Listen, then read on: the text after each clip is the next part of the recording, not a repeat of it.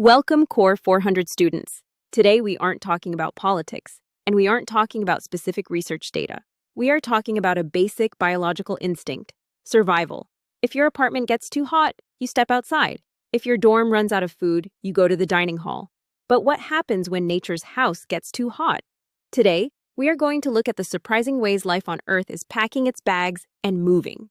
Patterns of individual movement and the distribution of populations and species are changing in response to global change stressors. These move responses are increasingly common as habitat loss, globalized transport, and climate change alter where organisms can survive. Individuals move over many spatial and temporal scales triggered by different cues, and these individual movements affect the distribution of populations and species. Polar bears. To survive climate change, polar bears are moving farther inland, swimming longer distances, shifting their diets, and even showing signs of rapid genetic adaptation. But these changes often increase energy costs and stress, pushing them into closer, riskier contact with humans as their essential sea ice habitat shrinks, forcing them to adapt behaviorally and genetically to survive in a rapidly changing world. Monarch butterflies.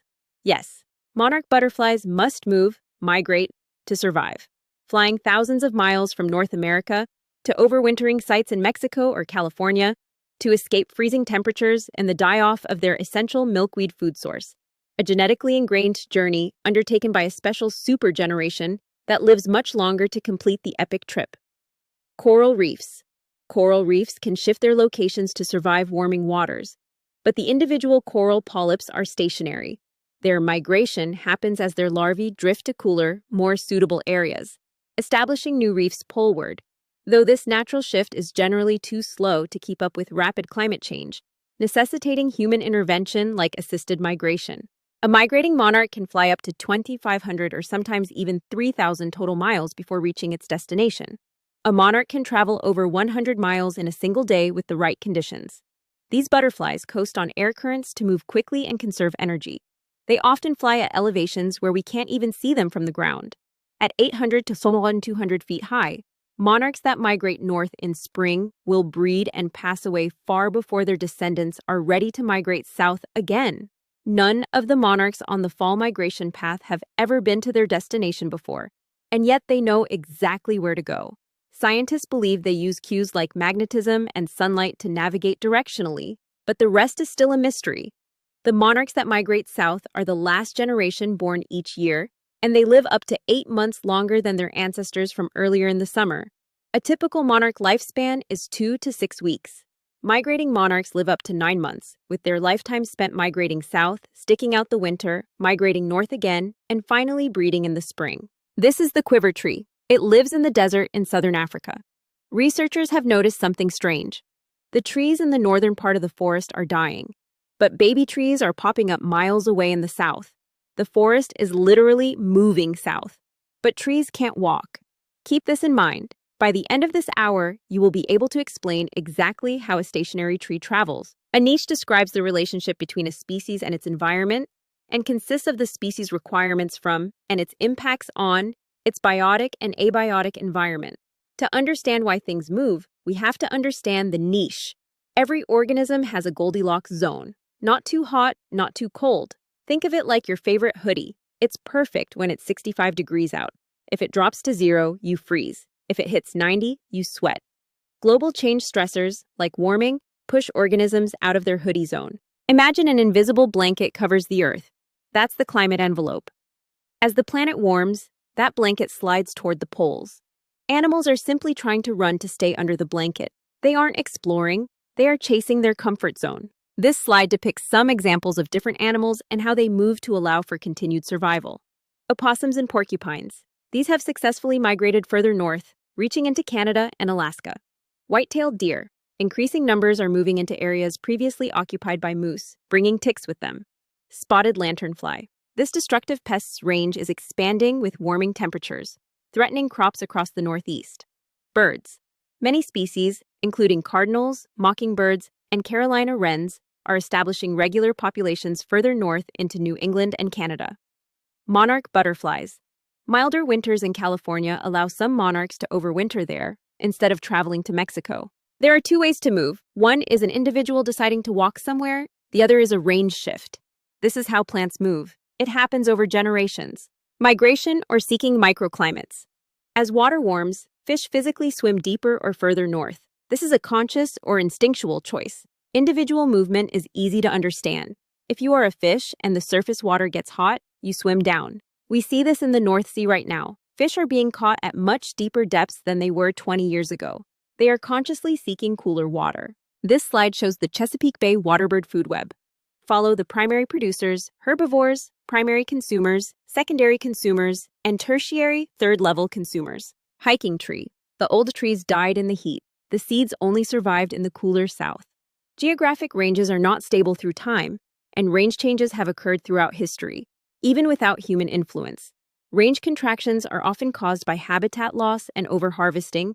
Range expansions are often due to globalized transportation, and range marches are often triggered by global warming. The American pika, a pint-sized rabbit relative, is feeling the heat.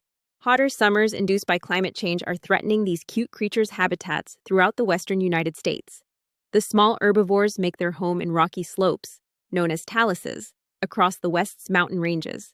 A new study by the U.S. Geological Survey, USGS, found that whole populations of the tiny mammal are disappearing due to climate change.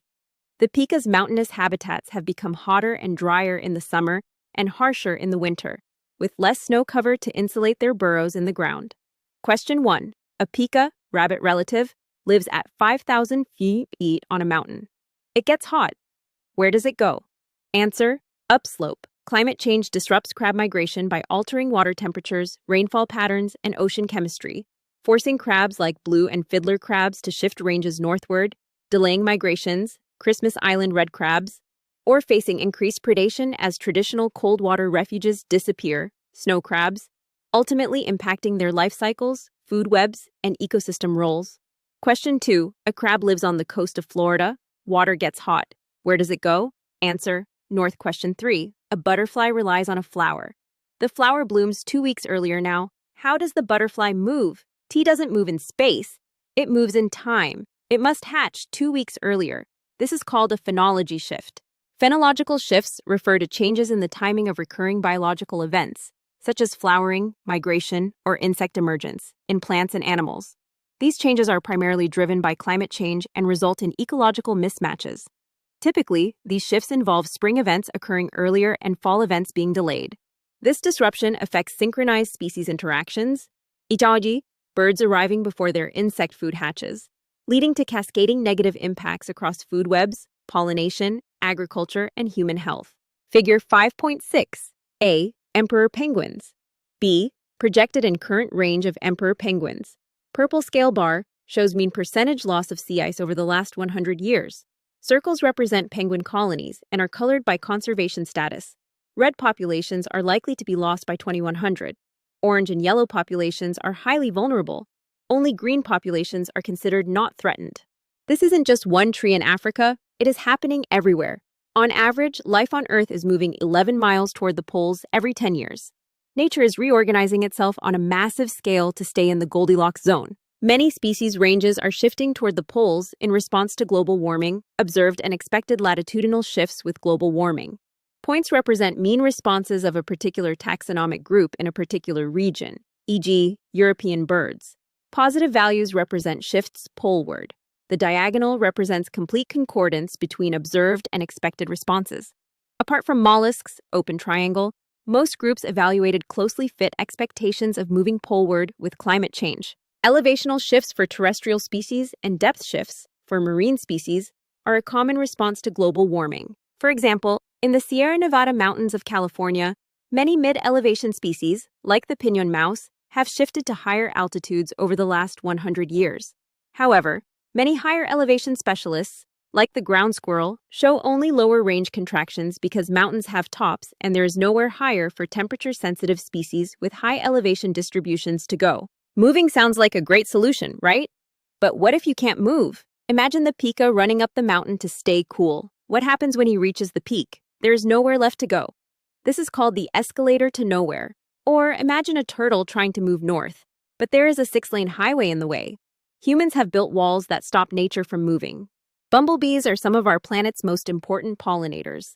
Without them, we wouldn't have many of our vegetables, fruits, legumes, and other crops. But due to climate change, rising temperatures are forcing bumblebee populations further north to cooler climates. These temperature changes are also causing spring flowers to bloom earlier than normal, leaving less time for the bees to pollinate them. Changes in weather patterns are also negatively impacting many bee species. Extreme rainfall and droughts can disrupt their foraging patterns, while disasters like floods and wildfires can destroy their habitats. As of 2024, 26 bumblebee species have threatened or endangered status. Next week, we will move into discussing adaptation. The focus of next week's materials will be on what happens if a species doesn't move, but decides to stay and fight.